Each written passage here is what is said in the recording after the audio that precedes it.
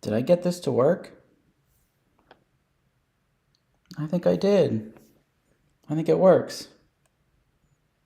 Okay. Hi. Sorry I'm late. Still figuring out the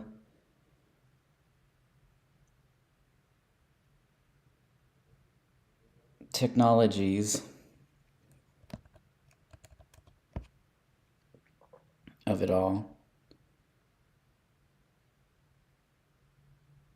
I don't know. Is this even showing up? I think it should be showing up by now. Well, if you can see it, you should join.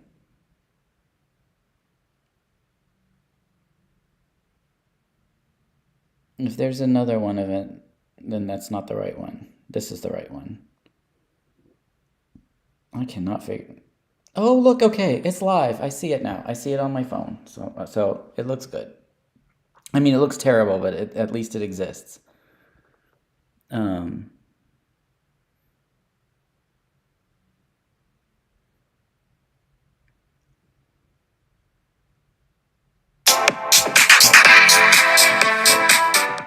there's an ad already. Come on, just there's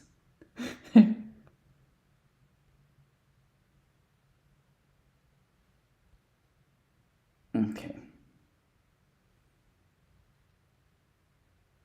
I think okay, it works. It works. It works. It works. It works. It works. All right, how is everyone? I hope you're doing well. Okay, so I was hoping to talk to you today about gift cards and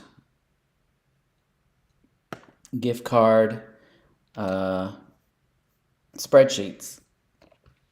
So let's get right into it. Okay. If you have any questions or anything, just feel free to write them in the chat thing, and that should be fine. So let's look at what we have. So what I wanted to talk about was gift cards, tracking. A lot of you sell me gift cards, or well, you don't have to sell them to me. You could just be buying gift cards for yourself or selling them on the marketplace. You can't be selling to other resellers because that would be, blasphemous. So clearly that's not happening. But you should really have a way to track them. And over the years, I've created a system that I think works really well, for me at least. Everyone should challenge themselves to find their own way to track. And yeah, so, when you get a gift card, you've bought one. What do you do with it?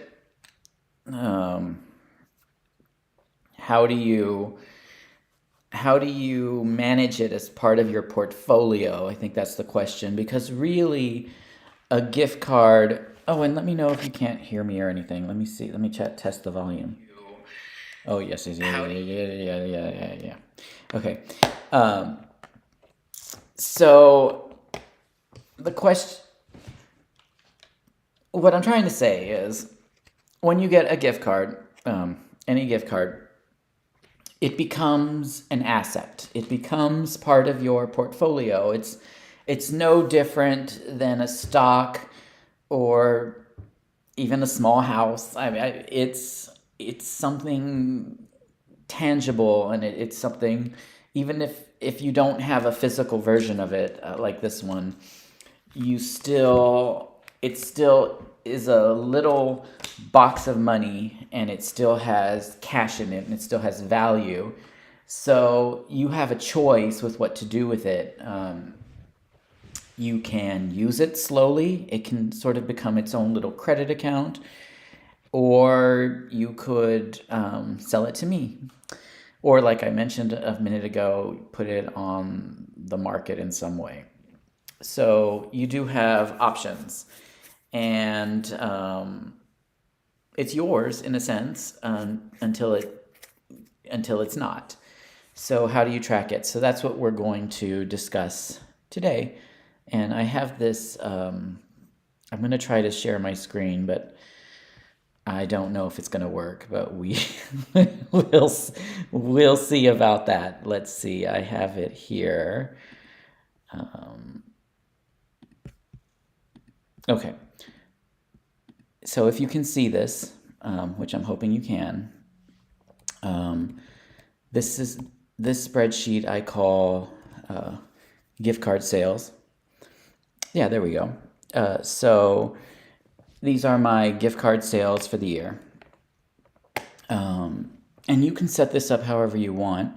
I'm hoping most of you will view them in a sales capacity, like you want to sell in some way to me or, elsewhere in the world. So, yeah. So what I have is a sheet, and it's divided by, at this section on G, oh, sorry. I have it kind of frozen here because these first parts right here are the very essence of what the card is. Of course, you have its name, you have its code, you have its PIN, and you might want to have some kind of identifying number to it too. So that's important. Another thing that's important is the income that you get from these cards. So I have that here at the very top. This part counts the bonuses that you get. So, if you go to the store, some of you had probably done this Chipotle deal.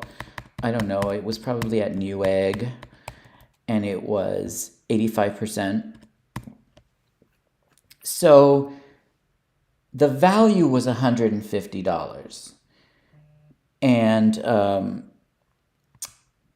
you got an 85% offer. So really, you got a sort of mini bonus, right? You got $22.50. That was what you saved. That's what you sort of got for free from the vendor. Some of them have multiple bonuses. So really, that's how I sort of track things. I track things based on bonus, right? So there was an H&M deal recently, and it was a $50 gift card. You all probably saw this. And it was for 80% from the retailer. So what you earned on that, what you got was $20. In a way, you sort of made $20 because you got $100 value, right? Face value. But $20 was sort of forgiven, so that was given to you. So I track things based on that, right? There was also this really great deal, this Roblox at Target, where it was actually 60%, right? So in that sense, you got $600 worth of gift cards, and Target was giving you $240 worth of value for free.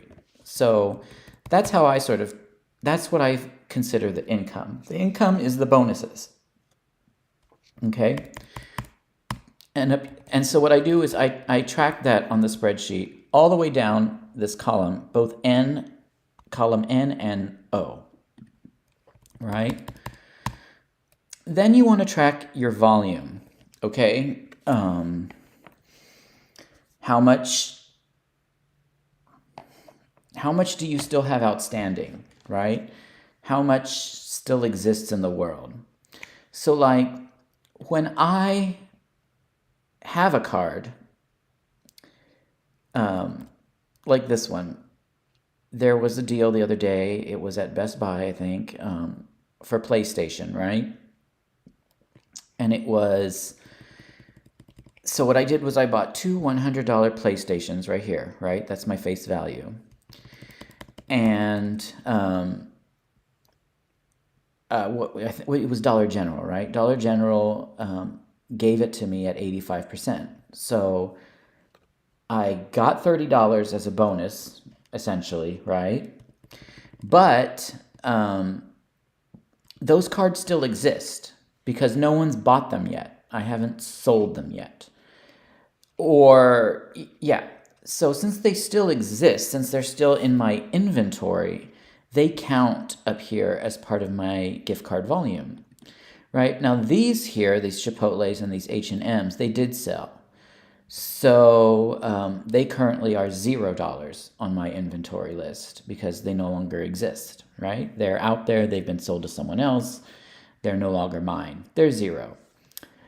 So this little part here, this column U, it does a sum of everything down here that still exists, that's still on my balance sheet in the way that is mine. That, in a perfect world, that would be down to zero, but, I have to deal with the market. So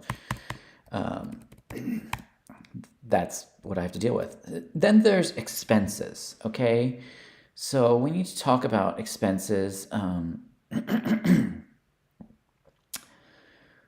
How much was spent, and I call this a liquidation fee. So let's say I sell these gift cards on the market, these three Chipotles, right? And the total of their sales is $129.87. But let's just say I have to pay commissions to someone, right? So then I have a liquidation fee. And then I also may have an ACH fee. So like when I pay the people who sell me gift cards, I have to pay them 35 cents for every ACH that I send out to them. That's why I prefer Bank of America sometimes, because I don't have to pay that. I can just do a direct transfer. And then, I look at my net profit at the very end. How much money did I make off of this little batch? Not much, $2. Some of them negative $2. Some of them $100. It just depends on what it looks like, what the market's like. And then did I file the card? You should file your cards, and the cards don't have to be filed in some kind of a special, folder or in a giant bin.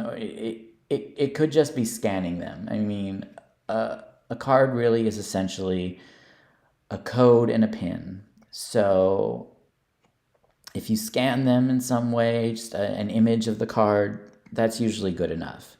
If let's say you lose a card, well, you could always lose a card. You can call the number on the back of the card, have them issue you a new one, that sort of thing. But as long as you have some sort of image of it, you're usually fine. You don't have to have, physically. And anyway, most of those electronic ones are just emailed to you, and they are essentially just a pretty graphic with a code and a pin. So it's sort of the same thing. So at the top here, I have what my expenses are, in a way, my ACH fees, my liquidation fees, commissions, that sort of thing. I have the volume, and I have the income. So those are the three big things. And if you look at the income, let's just say this year, it's only been a few weeks. And of course, this is a mock-up, so it's not real. But let's just say I've made $500 in bonuses and these sort of things. And I subtract the expenses, 171. So, I've made about $350, $400, let's say $400 this month. That's not what I make, but let's just say that's what I got. That's how I get that number.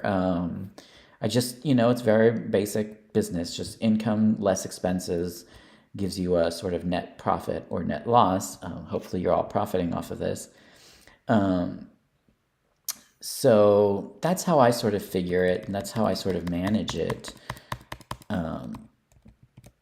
on my spreadsheet. So let me explain a little.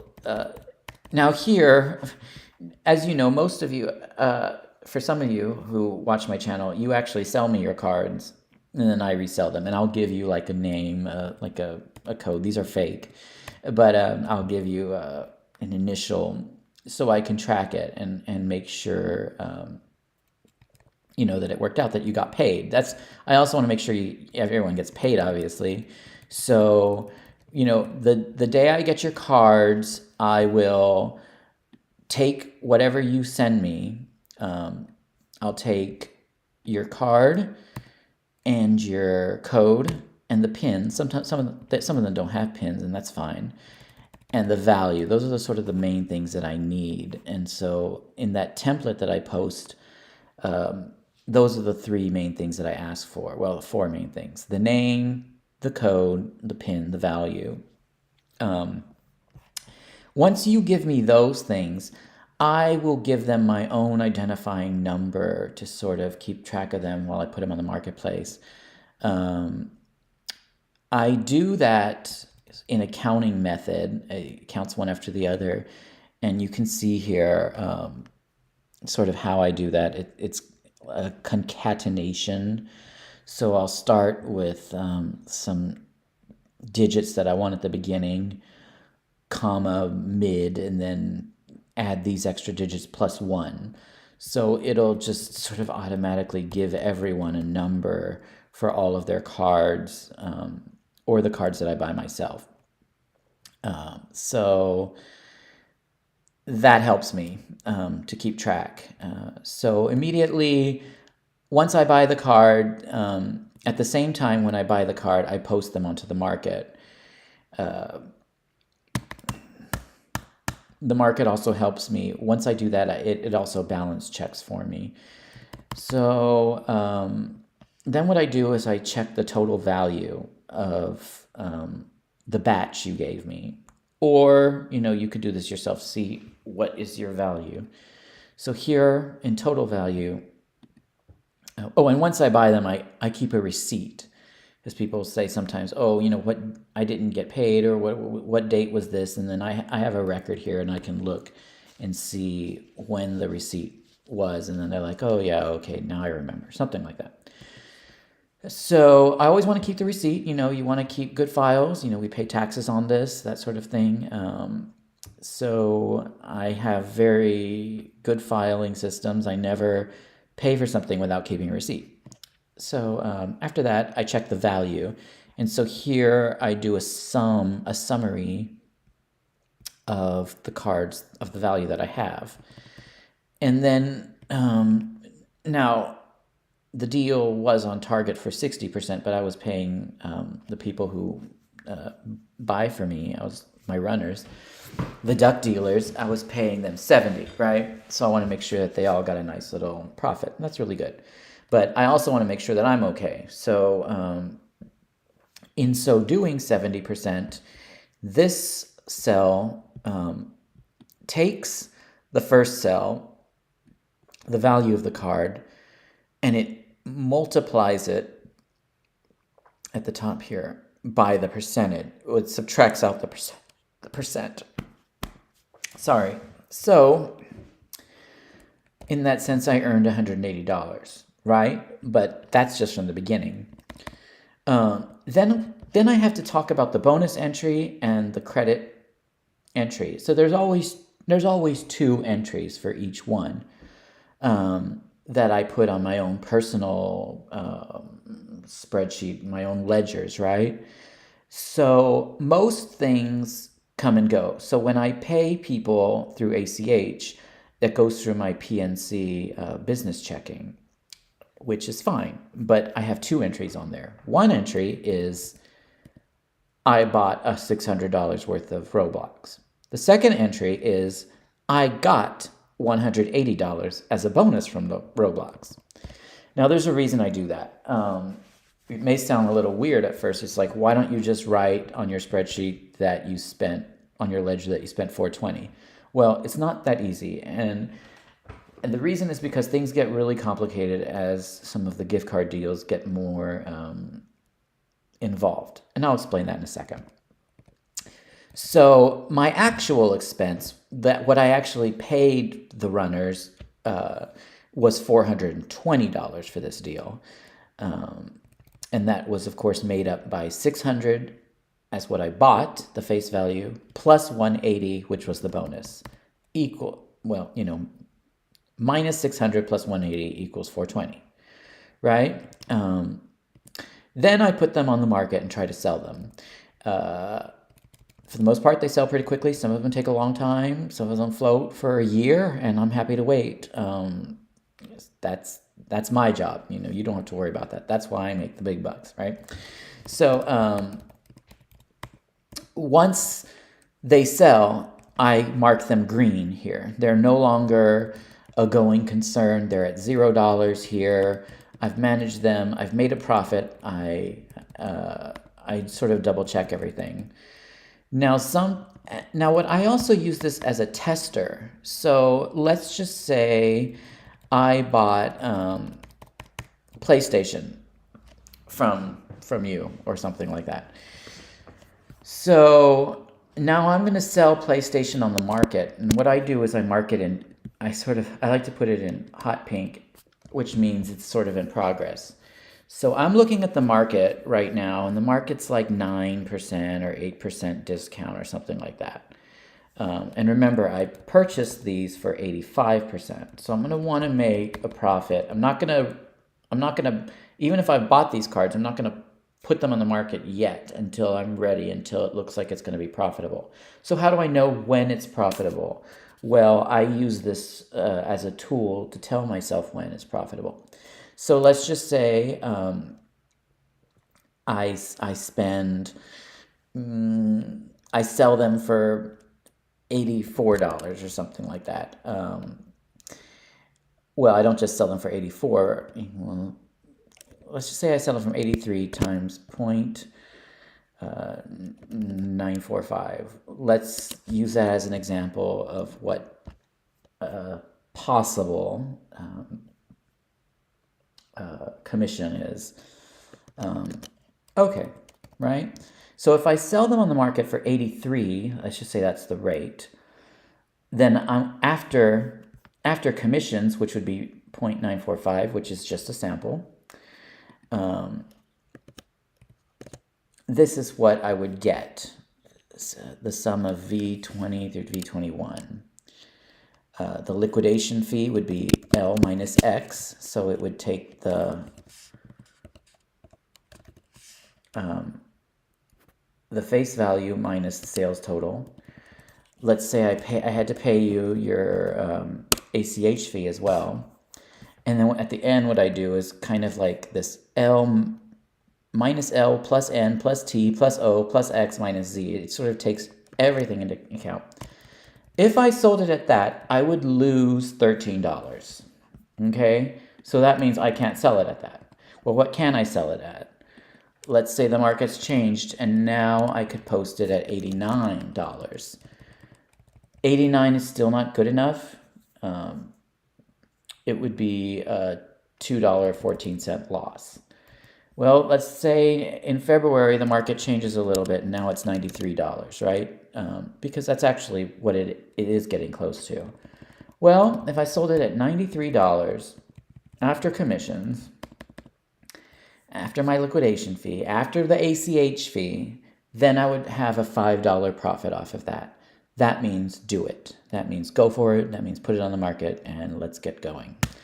So that's sort of, I use that as a tool to see, is it ready? And, the runners can do that too. Maybe they see a deal out there and maybe they heard that I really, sometimes I'll say something like, oh, I only want Xbox at 80%, or I only want, Lowe's at 85%. Well, you have to ask yourself, well, what did you pay for it? Let's say you paid 85, or let's say you paid 90% or like 87. I don't know how that could possibly be. You would probably lose money unless you got credit card miles or points on it, which you usually do. So I'm going to explain a little bit about that right now.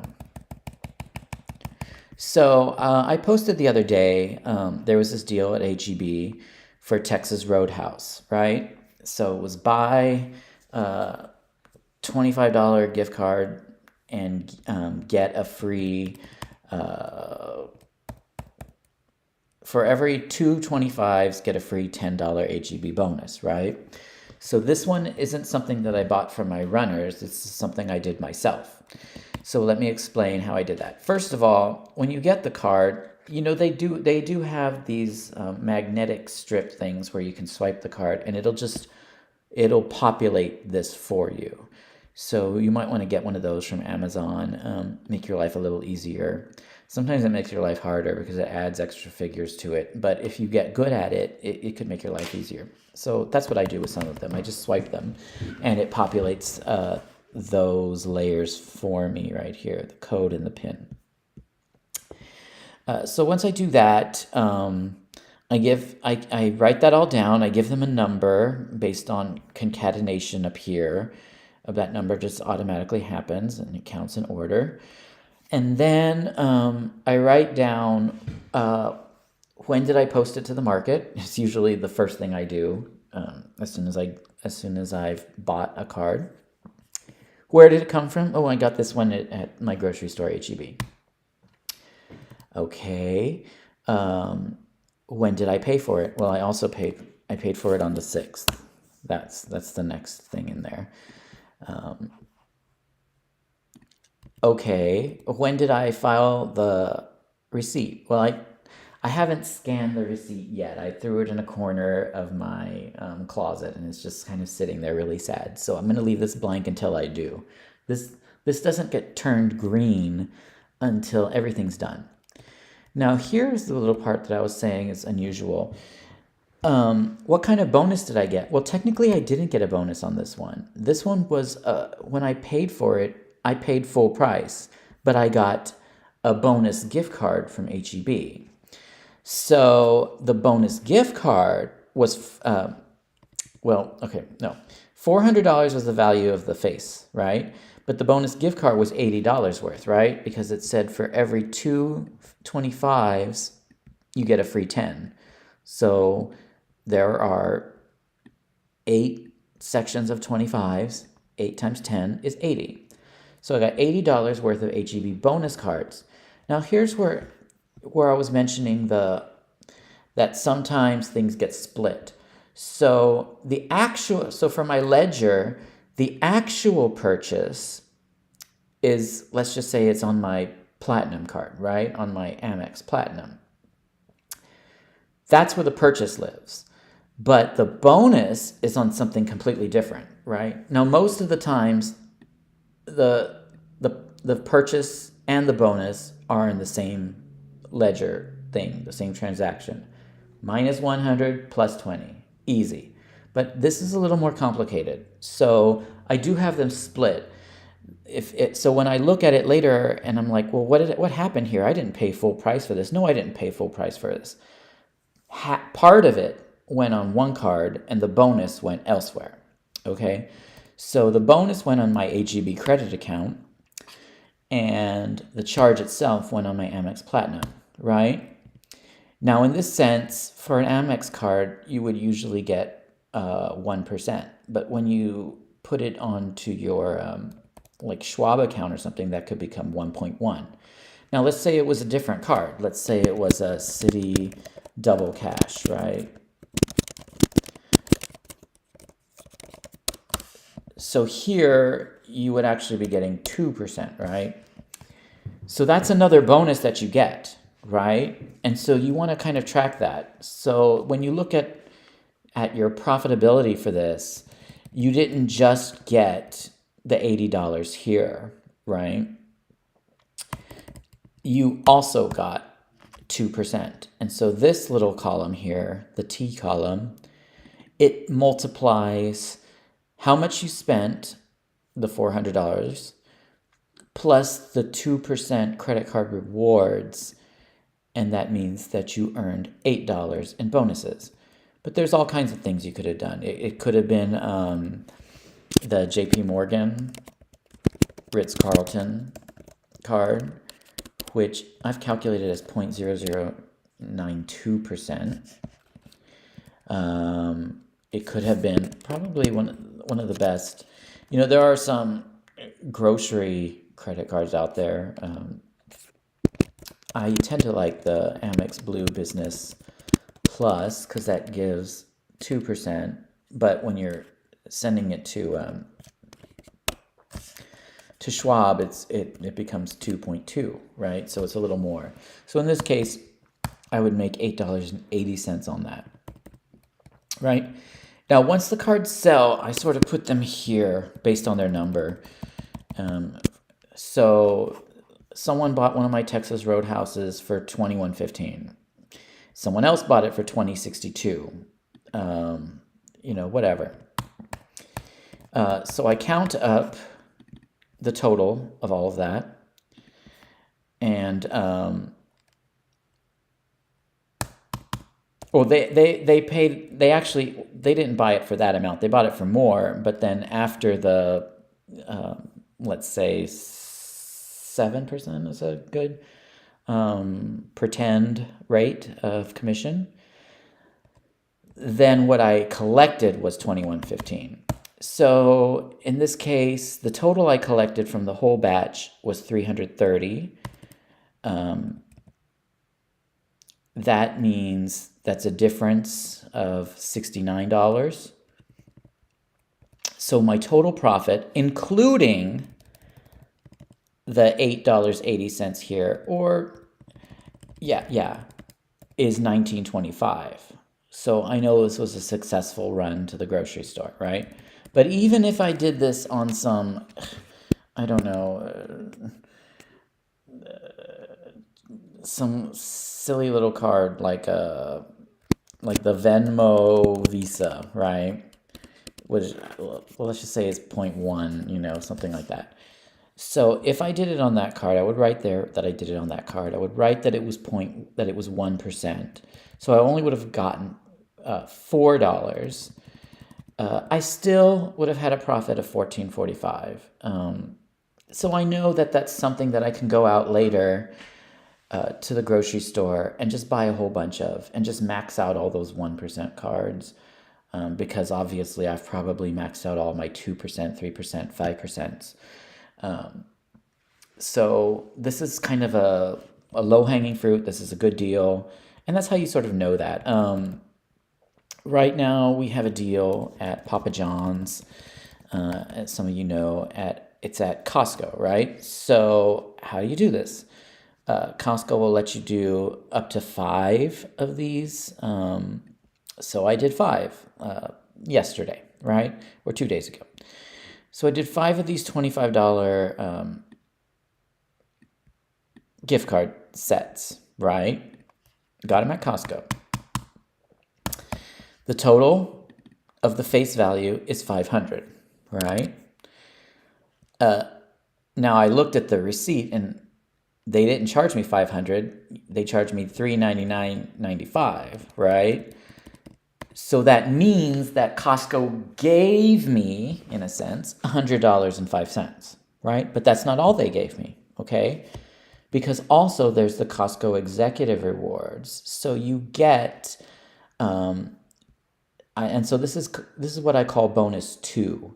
So not all deals give you a bonus 1 and bonus 2, but Costco is unique in that sense because if you buy something there, you will get an additional 2% if you have the executive membership. So in that sense, I earned another $8, and you can see here, I took the $399.95 and I multiplied it by 2%. And so here, I actually have 3 journal entries. The one for the bonuses, well, I got 2 bonuses. The first bonus I got was $8 from Costco for my Costco Executive Rewards. The second bonus I got was from Costco itself, the $105. Remember I said it was a $500 card, but they sort of gave me $100 off. That's the 2 bonuses. These 2. Then where was the actual expense? Minus $500. Well, that was on Costco. Costco Anywhere Visa card. The Costco Anywhere Visa card also gives you 2%, right? But you could have used a different card. I know that what's that one that uh, the one from US Bank that gives you, you know what it is. US Bank, that special airplane one, I don't know. If you use that, is it US Bank? It's US Bank. You know which one I'm talking about. That I think gives you like 3%. And also Bank of America cash rewards, they'll give you 2% at a warehouse. But let's just say this is the US Bank airplane card. I don't remember what it's called. That gives you 3%. So now we're talking about 3 bonuses here. The first one is the discount. The second one is the Costco Executive Reward. And then the third one is whatever you made on your credit card. And so here we multiply the $399.95 purchase price, the cost of goods sold, whatever, the face, what it was costed. You multiply that by 0.3, that was $12 you made on that. Now, so at the end, when you look at how much you get for them, you're probably going to be doing really well. Now, if you sold them to me, I probably would have asked for 80% or something like that. So here I'm going to do a mock-up of what you would have made. So equals 25 times 0.80, right? So I would have paid you 80% for these cards. So you'd make 20, right? So, if you're trying to see if this is a good deal for yourself, which obviously you could probably just look at, but if you really wanted to get in the nitty gritty and you're doing more complicated things, this is a good way to do it. So you do that and then you sum. Here I have the sum in this column X of what it was. And here, just for your own knowledge, I put the L minus X, the difference of the two. Now, you wouldn't have to pay an ACH fee because you're not me, but so you would leave that blank.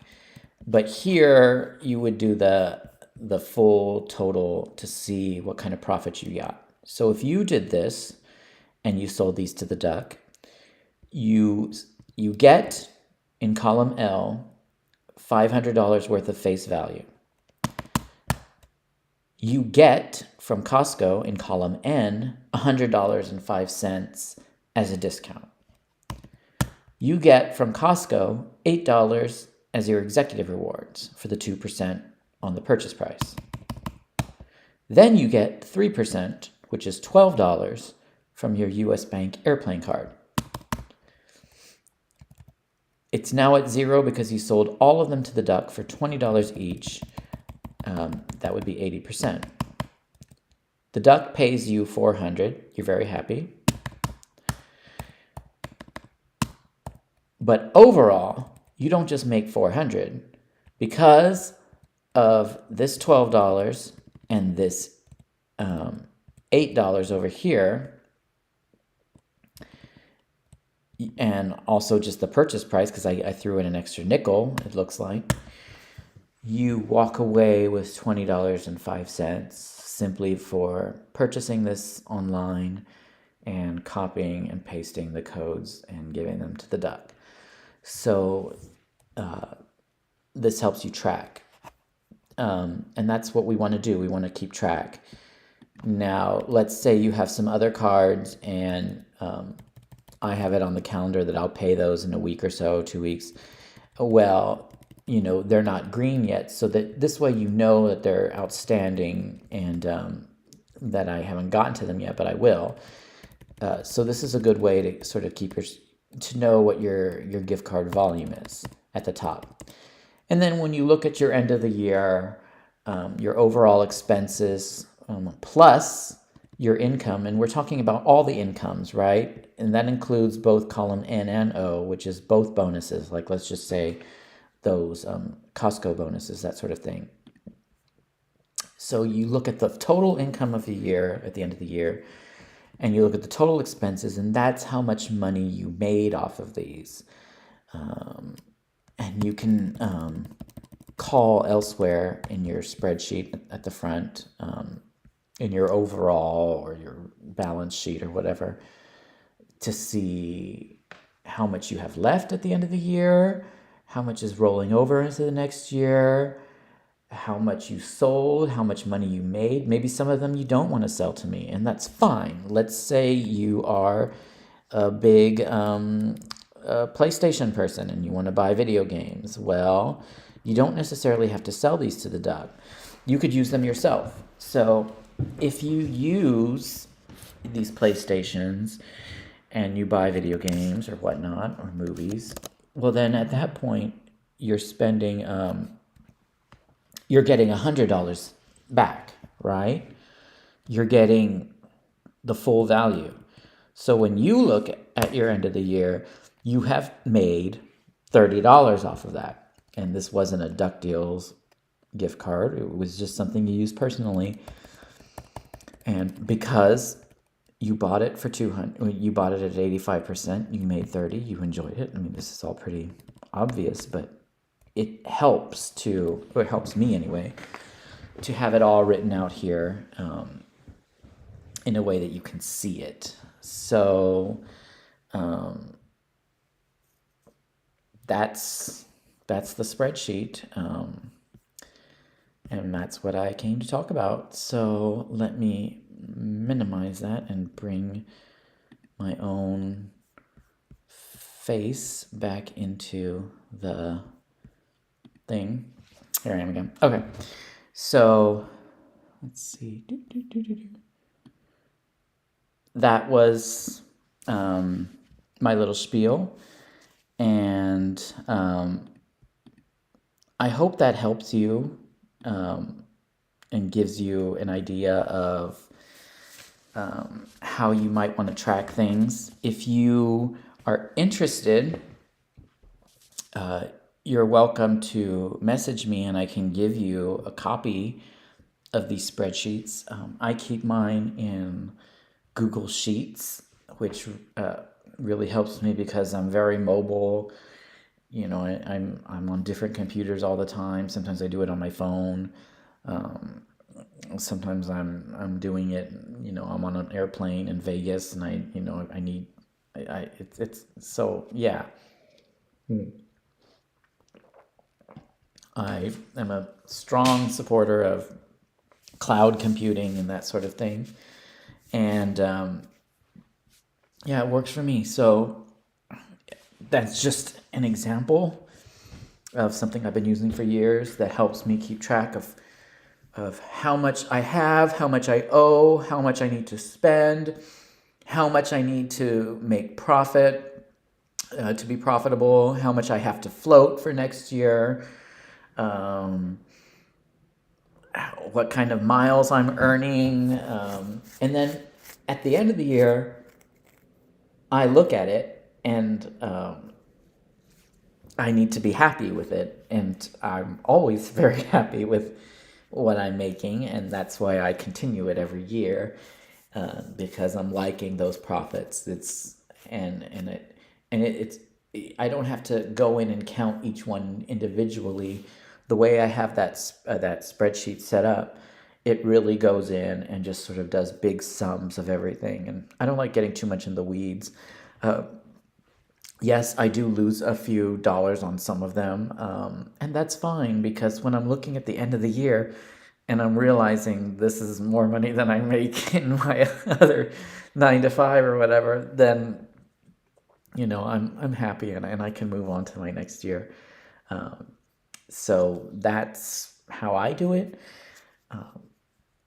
I would hope that you could challenge yourself to do a system that works for you. Maybe you like the system that I have.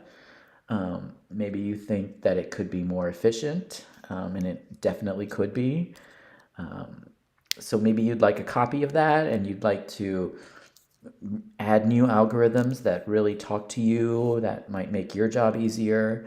That's fine. I also think it's really important to keep the codes and the pins all together at the same time. That way, when you look at everything, you've got all your information in one place. Um, and that can also help with duplicates in case you wonder, oh, did I already send this to the duck? Well, and some people do that.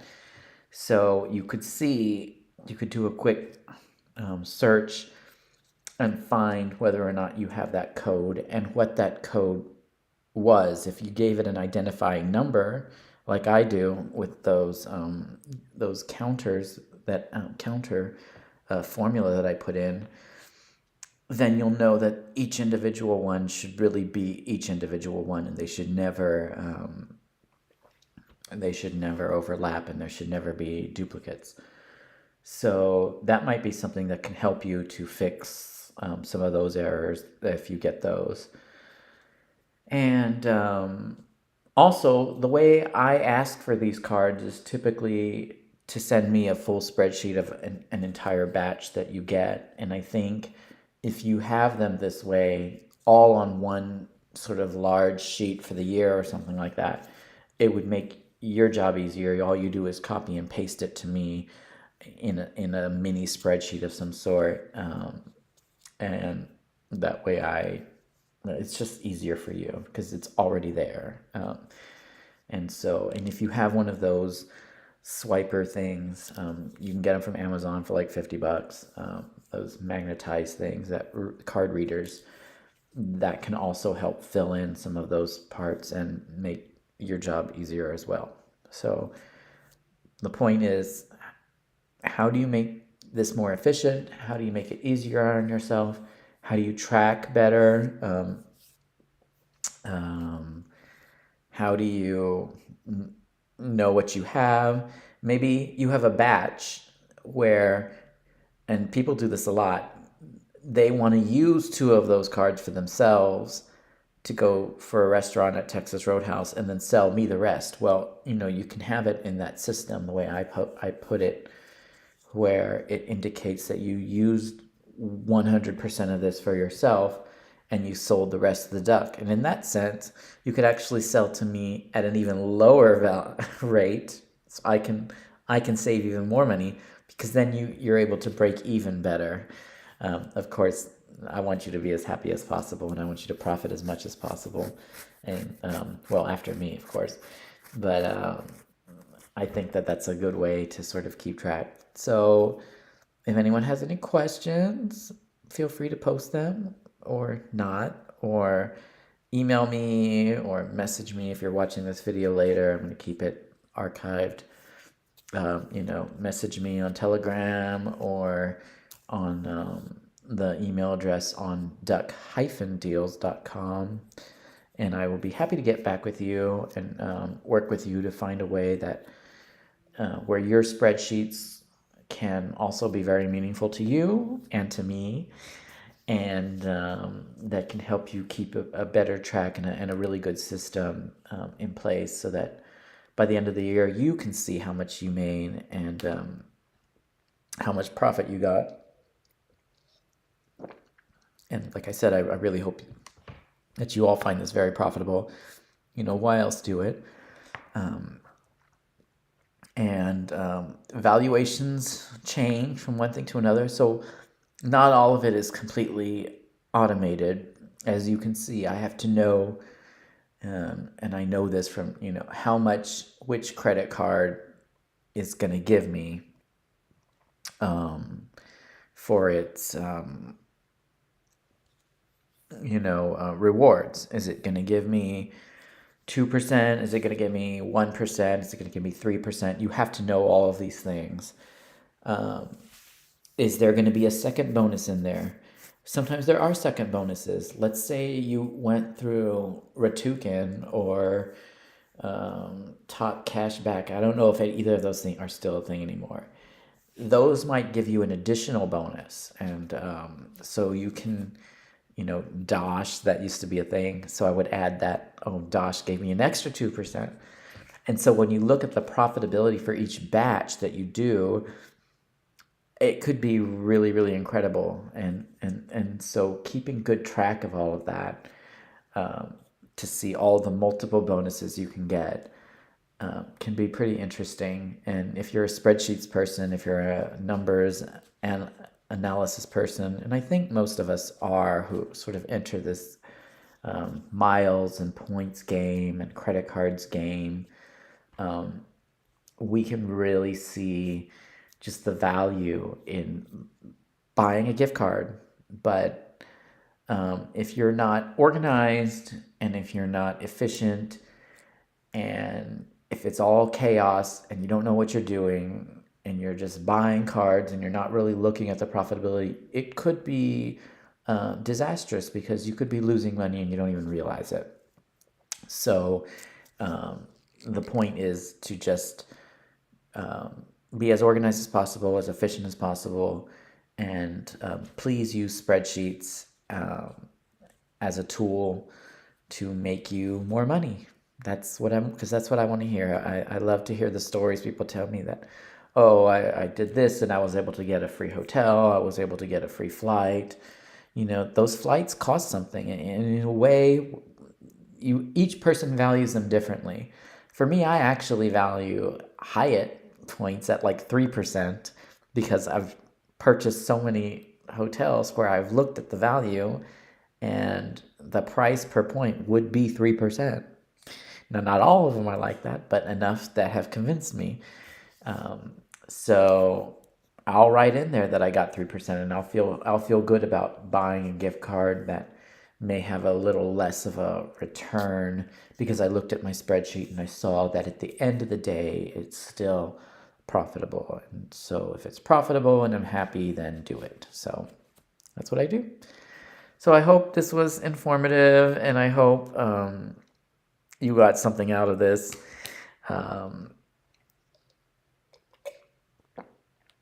Again, please feel free to message me.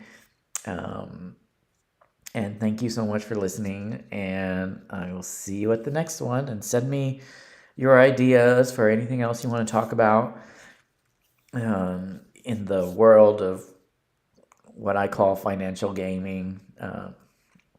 Things that I like: gift cards, credit cards, manufactured spend, travel, all those sorts of fun things. I think that together we can work together and make lots of money, but also learn new things. So I'm still learning, and hopefully you all might even be able to show me some ways to make my spreadsheets even stronger. So I'd be very happy to hear all of that. So thank you for joining me for this 1 hour. And I will see you in probably 2 more weeks, and we'll have another DuckDeals seminar. So thank you again, and have a wonderful night. Bye. And don't forget to subscribe so that YouTube can pay me, because that's another thing I need. All right, bye. I don't know if I pressed bye. I don't know if this is off.